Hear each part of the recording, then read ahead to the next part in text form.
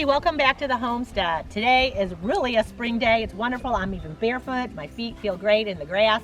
And I thought I'd be making some hard-boiled eggs in my All-American Sun oven. And if you guys have never seen this before, we have a whole playlist on it. The reason why I like to cook my hard-boiled eggs here in the All-American Sun oven is because I don't have to stand over a boiling pot, as they say, and just wait around for my eggs to be finished.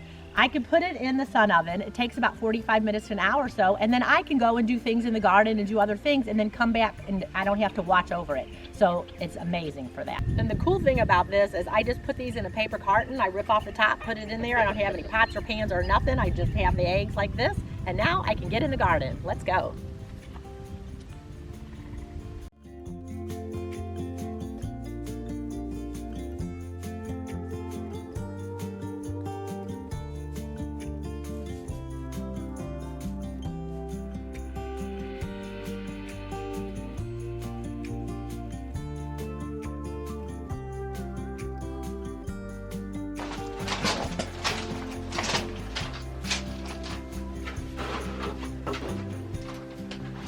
Another good day. I got a lot of stuff planted. I'm going to do some watering. I'm planting a bunch of herbs today. Things in the garden are starting to grow. Everything's looking good. And I even did just a bunch of my things from like my wandering Jews and spider plants. I took some cuttings off. I'm going ahead and putting them in pots, and then they'll start to go, and I can have a lot of hanging pots.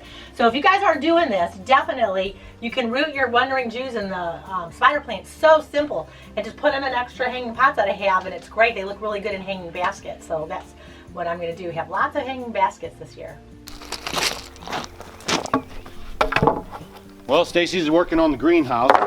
I didn't get my raised beds finished, as you can see from the other video. It's just like, you know, you guys come out of this winter lull and then the sun comes up. We're actually way above normal temperatures right now. It's like 75 degrees out here. We're sweating, it's hot, and you know, and then it's supposed to cool back off later in the week to maybe the 50s and 60s, which is a lot more normal. So, you know, this weather gets going, and I'm sure all you guys are popping around your place like, we gotta go. Unless if you're still like, you know, got snow on the ground, then you're like, come on, I wish it would hurry up. But yeah, we're 100 miles an hour right now. So what I'm gonna do right now is I'm gonna get this other bed finished, but I wanted to show you guys something with the Back to Eden garden real quick. So if you're new around here, my wife and I, we do a lot of gardening. We grow most of our own food. We live in a log cabin in the Midwest. We don't have any solar power, wind turbines, or anything like that, no public utilities. We're basically living the pioneer life in the 21st century. We want to get closer to our food and have more control over the things that go into our body and on our body, and, you know, just our time in general. So we just like left the city in the rat race, and we decided to come out here and just make a go of it. And we're doing really good. A couple years ago, we did get mulch delivered here. As a matter of fact, I'll leave the video for you guys to watch, and they actually got stuck when they dropped the mulch off, and it's quite something to see if you want to check that video out. It'll be down in the description. But this is the third year, and I wanted to show you guys what happens to the Back to Eden garden. It's basically disappeared. We've basically lost our whole Back to Eden garden, and now we're not sure what our next step is going to be. So here's our one lonely comfrey. We put this in last year. It's doing really good. It came right back. Everything's fine. And but yeah, just look. So what we have here is some very just great loamy soil. And we're not sure what we want to do from here going forward. You know, if you guys watch our videos, a lot of times we talk about aging in place. That's a major thing for us. And I mean, it's no joke. Back to Eden gardening is labor intensive. So a couple of things you have to think about if you want to do the Back to Eden garden. Like the wood chips, like where are you going to get them? Do you have a supply that is pretty steady all the time? Because you'll actually have to have a standby pile ready to go as your chips are breaking down, right? So you don't want to really add brand new fresh chips on here. You want to have some that have been kind of setting in the pile for a while, and then you'll put those on here, because if you just put some brand new stuff on down here, it's going to start changing the pH and messing everything up in the soil. So you gotta have to have a pile that's being cured and all that stuff. So you gotta think about that. You're gonna need some extra room so you can stockpile a little bit of mulch. Now the next thing you're gonna need to consider is your age and your health.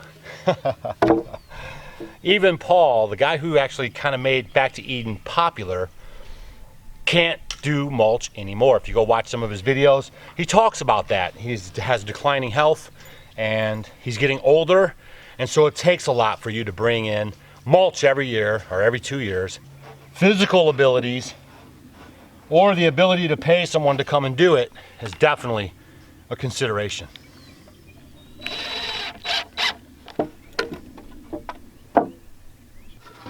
I guess the third thing that you would have to have if you wanted to do back to Eden gardening is patience. You know, you guys see these videos on YouTube and it looks so cool, and you know you're gonna go for it and try it. It's my safety glasses. I was using my little saw there.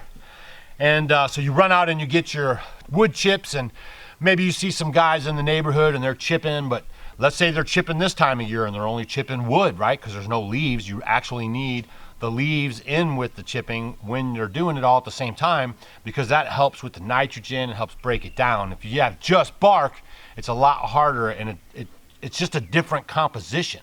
So we actually did use just bark because I have a buddy of mine down in the city who has like a mulch place. So they have mulch that had been sitting already for like a year. So that's why I went ahead and went for it. And it actually turned out great for us.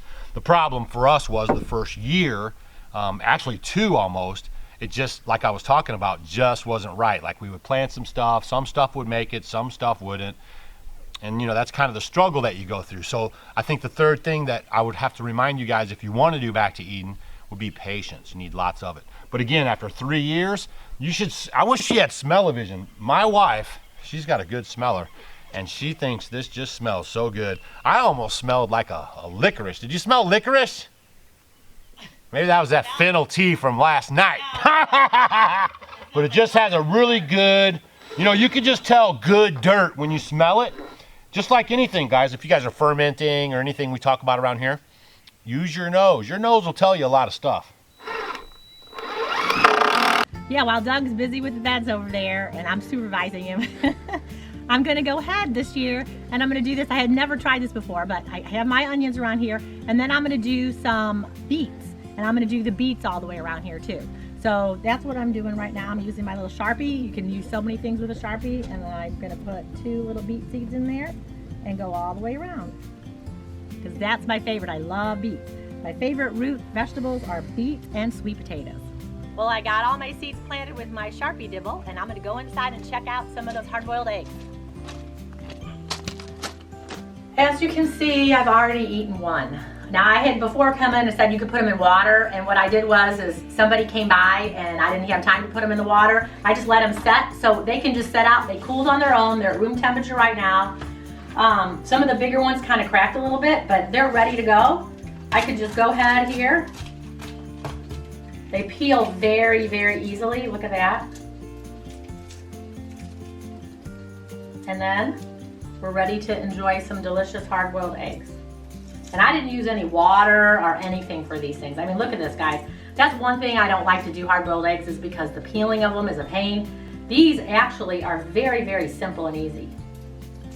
So, and then I'll go ahead and use these for the next couple days and we'll eat them. So I think I'm gonna go ahead and take this out to Doug for a little snack, and hope you guys got some tips about the Back to Eden garden, and we will see you tomorrow. See ya.